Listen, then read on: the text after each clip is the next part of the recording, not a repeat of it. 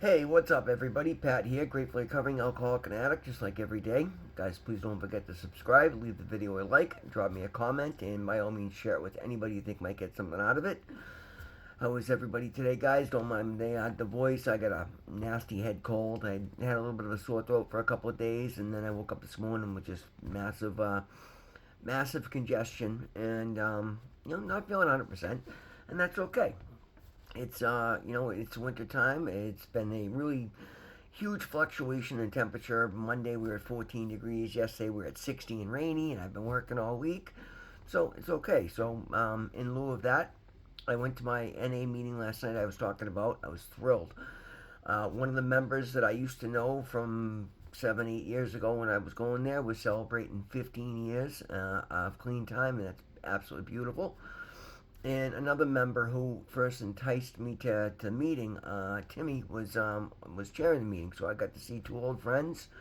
Welcomed right back into the group. I think I'll be hitting that meeting regularly again. I had a good time. I was glad to do it. Came home, went to bed. Again, was feeling a little bit last night. Woke up not feeling great this morning. So I shut my alarm off. I went back to bed and I got up around I think 9:30. I did have one appointment this morning, so I did go and take care of that. But short of that, I come home. I've taken some cold medicine. And I'm just relaxing, guys. And the reason I bring it up is like it's important today. Where before I would just numb myself out and go and just get sicker and sicker and sicker. I'm able to, and I'm still adjusting, guys. It's my first year. I'm not used to feeling things, whether it's emotions, feelings, or even what my body is doing. And I like the fact that I try to pay attention to what my body's doing. At the same time, somebody I know that is struggling. He's been trying to put together clean time and seems to be relapsing a bit. Reached out to me last night. Reached out to me this morning. So I've been corresponding back and forth with him all day, trying to my first reaction when he was to not respond because I don't feel good and I don't want to talk. And I'm like, you know what? No, that's what I'm here for, right? If a newcomer is struggling, that's what we do, guys, and it helps us to relieve ourselves of our self obsession. And that's a beautiful thing, guys. The more you can focus on others, the less you're. Here's the thing, guys. When you're totally self obsessed, you're always working an angle for everything. 99% of the time, you're going to be disappointed, and it's no way to live. I know I've been there, and it's just no way to live. Guys, Overcoming Self Obsession is the title of the reading today. In living the steps, we begin to let go of our self obsession. Many of us come to the program convinced that our feelings, our wants, and our needs were of the utmost importance to everyone. We had practiced a lifetime of self seeking, self centered behavior and believed it was the only way to live. That self centeredness does not stop just because we stop using drugs. Perhaps we attend our first recovery meeting and are sure that everybody in the room are watching us, judging us, and condemning us. Maybe we demand that our sponsor be on call to listen to us whenever we want, and they may in turn gently remind us that the world does not revolve around us. The more we insist on being the center of the universe, the less satisfied we will be with our friends, our family, and everything else. Freedom from self obsession can be found by concentrating more on the needs of others and less on our own.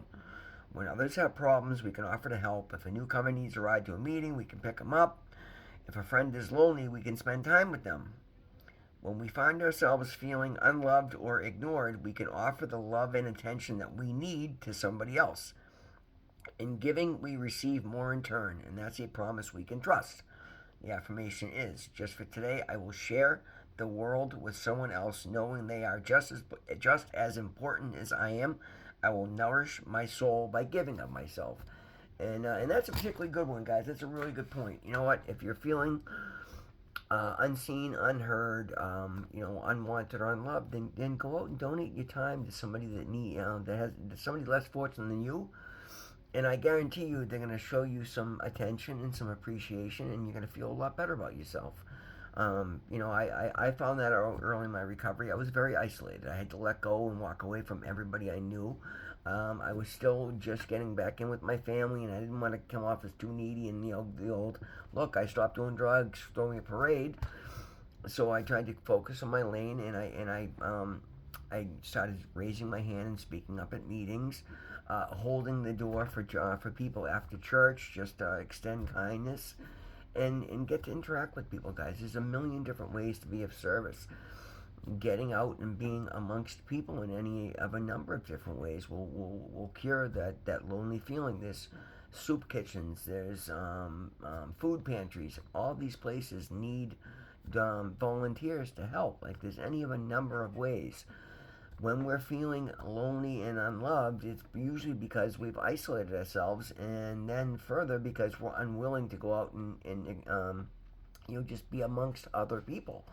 I'm guilty of that a lot myself. Now I'm not feeling lonely because I'm out with customers and around people a lot more than I ever used to be. But in the end of my addiction, I was extremely isolated and felt incredibly lonely.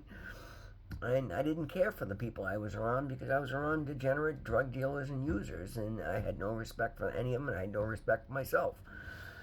Guys, when you're going through your day and you're feeling that everything's against you or anybody's out to sabotage you or that things just no matter how hard you try things aren't going your way, it's oftentimes we look at ourselves and start to understand that maybe we're trying to get over on people.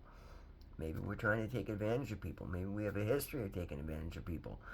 I'm going through a situation like that right now, and at this point, my life's an open book. I don't put anybody else out there, but I had spoken. I was starting a relationship, and again, it was one of those deals where I was ignoring some early red flags because I'll give anybody the benefit of the doubt. Somebody I had known in my past, and I was hoping for the best. And again, for the first few weeks, it was absolutely beautiful. Going to meetings, going to church, being there for each other, corresponding with each other, helping each other out. And then very quickly, it went to she wanted to leave her program. She didn't want to go to a meeting. She had other things to do. And at the end of the day, she wouldn't tell me anything because they were all very self-centered. It was, what can I go get here free? Who can I go connive here free? And I've had to walk away. And the funny thing is, guys, I was really on the fence because I'm like, I wanted so bad to be wrong, even though I knew in my heart I saw the signs. I've worn the uniform. I know the plays, but I gave ample chances because it wasn't at the same time I was putting my guard up. And when I finally was forced to have the conversation to say, listen, yeah, no, I can't do this. Something has changed, and you're refusing to acknowledge that, and you don't get to have the rewards of A while you're doing B. And that's the way life works. I'm not punishing you. I'm just saying I need, I think you need to focus on your recovery. I need to focus on mine. I got to protect myself. And I was surprised that she understood and acknowledged. But guys, it wasn't 4 hours later. I'm getting a text. Oh, hey, are you still willing to do A, B, and C? And one of those is a huge ask that I was literally not sure how I was going to pull off for somebody that was going to be my girlfriend, or I was going to be in a relationship with. And being that we were starting a relationship, I'm very creative. I will make time, and that's the thing, guys. When you care about other people, you make time for them. You don't sit around and wait and put them on the back burner, particularly if it's a new relationship. So I was willing, and again, I'm a very giving person. I have a lot of resources. I have a lot of skills, and it was. She got a car sitting back at her former, somewhere, that clearly had been crashed and it needed a lot of mechanic work. Subframe, control arms, we're talking probably at my cost $1,000. Never mind the $200 to tow it over here, and then it's going to tie up my garage for the better part of a month while I fix it, while I'm running my business and Doug's business and everything else. And yet I was willing to extend that because it's somebody I'm getting to a relationship with, and I want the best for her, and I want to have her have every opportunity to be able to travel, see her kids, whatever. So I was willing to make that enormous sacrifice while doing so many other things.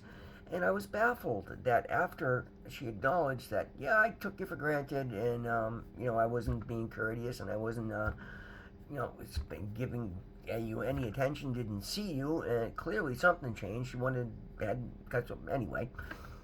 Not 6 hours later, I get a text saying, "Oh, are you still willing to tow my car to your garage and fix it for me?"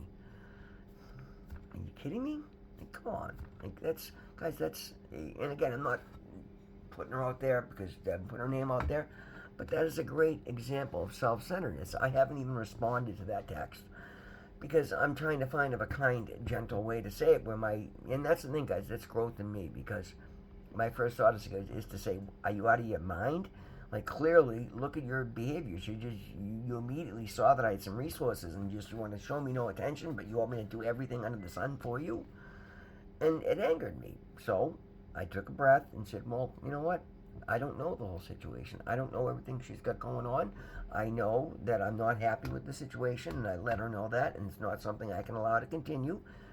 But I don't have to pile on, and I'm just going to assume that she's so self-absorbed that she's not seeing the amount of ridiculousness that it is to ask something of that. And I'm just going to wait and find a kind, gentle way to say it, and go from there. But guys, like, that's the thing. You got to check your motives. Like, and particularly if you're starting to get to know somebody and they offer things of you, and then all of a sudden you change all your behaviors, you can't expect them to do all these things for you, guys. None of us are entitled. All of us are entitled to certain inalienable rights.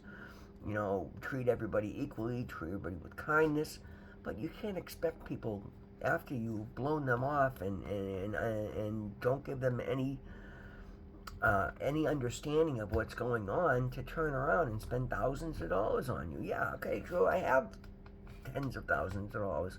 That's my money for my future. That's not for me to go out and just, be the hero in somebody's life that's kind of stringing me along. Like, that's a little bit ridiculous.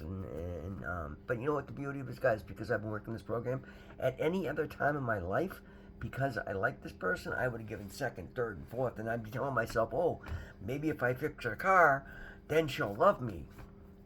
No, she'll say, okay, boy, I got away with this. What else can I get out of him? Oh, and suddenly it'll be my phone bill. I already got that one. It'll be whatever. It'll just be never ending. Guys, have the courage of convictions. Have enough self-respect for yourself to know when something is. Give anybody the benefit of the doubt. Somebody struggling in early recovery, offer anything you can. That doesn't take away from what you need, and that's beautiful. That's being compassionate. That's working a good 12-step program.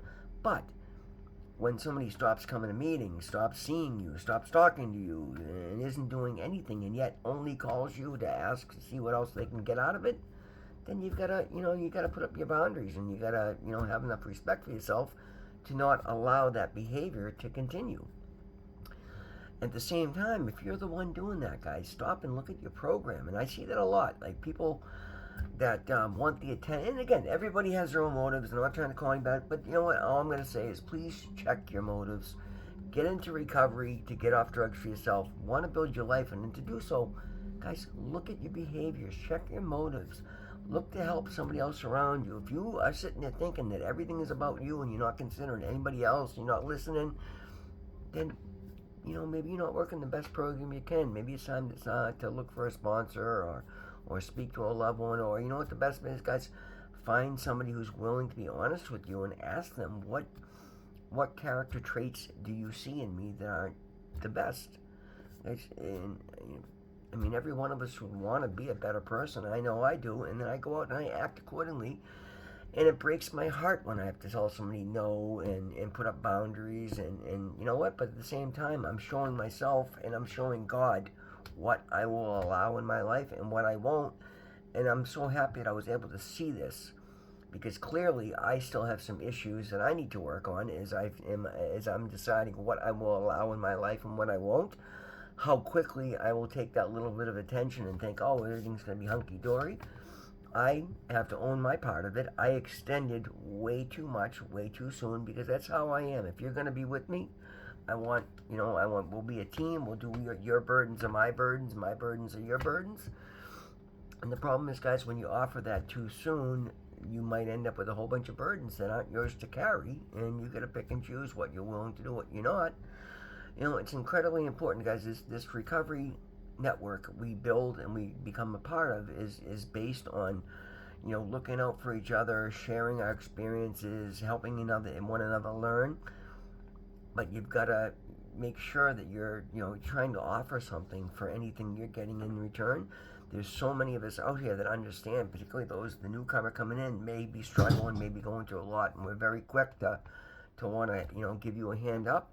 But guys, don't take that for granted, and don't just start showing up looking to see what you can get out of everybody. Because yeah, you might get 2 or 3 things right off the bat, but then you're going to get shut down and you're going to get left out, and then that might lead to a relapse. You got to be careful, guys. Like, don't take everything just because it's there for the taking. Take what you need, and then leave the rest for somebody else. Because then, as you do that, and then as you have extra, give back. Because then, you know what, people are gonna start seeing good in you, and they're gonna offer bigger and better opportunities.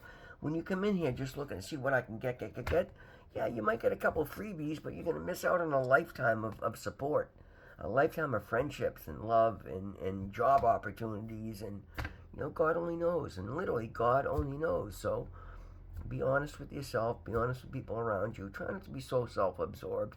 Look out for somebody else. Be that best version that I talk about almost every single video, because that's what I strive for today, guys. I don't look for what I can get. As a matter of fact, I've been offered so many opportunities. I was offered a free e-bike by my Riverside Recovery, and only like they picked the most deserving people for these things.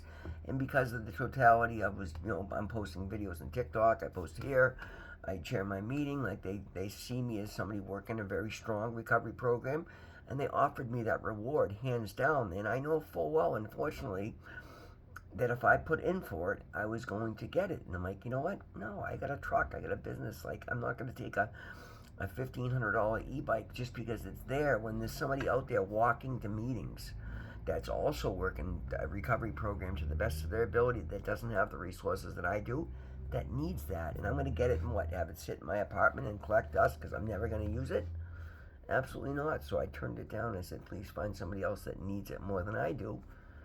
And that's the beauty. And then at the end of the day, I would feel horrible if I come in my house every day trying to say that I'm doing the best that I can, working my program to the best of my ability, and I'm looking at a $1,500 resource that I don't touch, that other people I know that are walking, a mile and a half in the freezing cold to the meeting could absolutely use.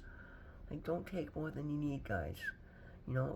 Always put your needs first, but don't just be one of those people that's so self-obsessed that you're not listening to anybody else, you're not getting anything. Because you know what? You think you're getting everything for yourself, but you're missing out on so much more. When you act as the better version of yourself, the universe, God, Spirit, Buddha, Allah, whatever you want to call your higher power, will put you in the right places, the right times to receive so much more than you think you need or deserve. Just do the best you can. Try not to be so self-absorbed. Understand that none of us are the center of the universe. No matter how bad we have it, there's somebody that has it worse. And no matter how good we have it, there's somebody that's got it better. So just, try to be somewhere in the middle and give with the excess and find what you need. Guys, that's a video for today. Thank you for being here with me. Always remember, God loves you. I love you. We'll see you in the next one.